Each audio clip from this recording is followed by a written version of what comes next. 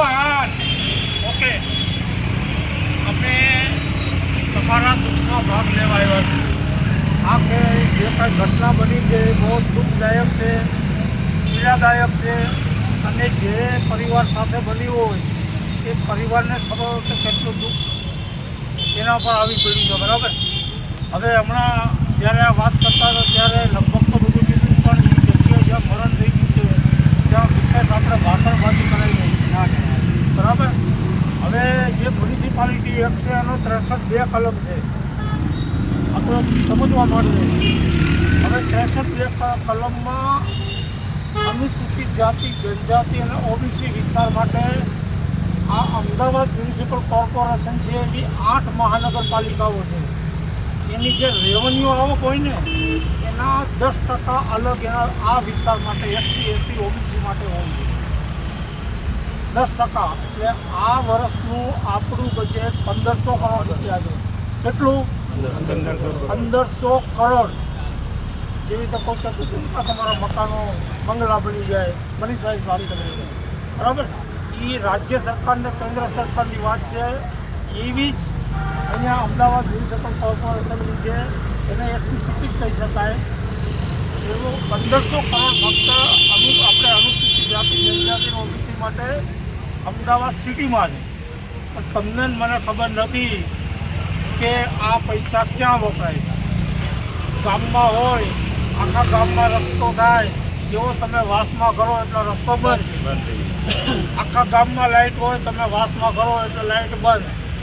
એવી જ અહીંયા પરિસ્થિતિ અમે જોઈ. આપણે જ્યાં લાઇટ બંધ થઈ ગઈ, અહીંયા આ બાજુ આવ્યા ત્યાં રસ્તો નહોતો. હવે જ્યાં લોકો જાગૃત નથી ત્યાં પરિસ્થિતિ હોય, બરાબર સમજી શકાય. પણ આપણા જેવા જાગૃત લોકો હોય અને આ પરિસ્થિતિ હોય તો બહુ દુઃખદાયક કહેવાય. બરાબર. નંબર 2, આ પરિસ્થિતિમાંથી બહાર નીકળવા માટે 2 રસ્તા છે. જેવું અહીંયા રાકેશભાઈ અને બીજા 2-4 મિત્રો છે, હા, અને તમે જે કાંઈ પોસ્ટ મૂકી હતી એ પોસ્ટ મારા ધ્યાન ઉપર આવી. હું તો બહાર ગામડાઓમાં દરરોજ એક સર્વે કરવા જાઉં છું આબડશેટનું. પણ તમામ મારું કામ પડતું મૂકી તરત જ મેં national human right commission, state human right commission, મુખ્યમંત્રી, વડાપ્રધાન, રાષ્ટ્રપતિ, અહીંયાના જે મેયર છે, કમિશનર છે અને શહેરી વિકાસ મંત્રી અને શહેરી વિકાસ સચિવ તાત્કાલિક આ લોકોને ઈમેલ કરી દીધા. બરાબર. જ્યાં શક્ય બને ત્યાં વાત પણ મેં કરી અને કદાચ તમારા ધ્યાન ઉપર આવવું છે. આ એક વાત થઈ ટ્રીક રજૂઆતની. બીજી ટ્રીક છે કે તાત્કાલિક તમારે ત્યાં નથી જવું. મનીષભાઈએ વાત કરી કે આપણે બધા ડેલિગેશન સાથે જઈએ. તમારે ત્યાં નથી જવું, પણ આ લોકશાહી છે. બધા લોકો જે કાંઈ સરકારી કર્મચારીઓ છે તમારા ને મારા નોકર છે. આપણે એક ટાંકણી લઈએ છીએ અને ટાંકણીમાં પણ ટેક્સ હોય છે. ટાંકણી લો ને એમાંય પણ ટેક્સ હોય છે.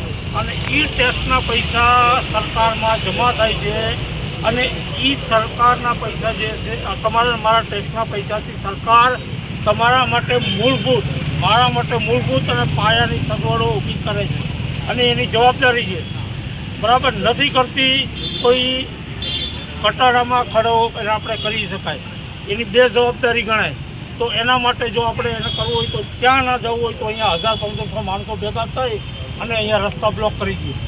2 થી 2.5 કલાક કરશો એટલે આખું તમામ કમિશનર બધા અહીંયા. આ એક રસ્તો છે. બીજો રસ્તો ત્યાં તમે જાઓ હા ને કોણ કરજો કામ ચાલુ છે થઈ જાય 2 દિન કરી દેવું. અમારા માણસો અત્યારે હું ટીમ મોકલું, ખોટા ફોન કરશે તમારી સામે. બરાબર. આ એક આ વસ્તુ છે. ત્રીજી છે કે તાત્કાલિક ઇમરજન્સી હાઈકોર્ટમાં પિટિશન થઈ શકે.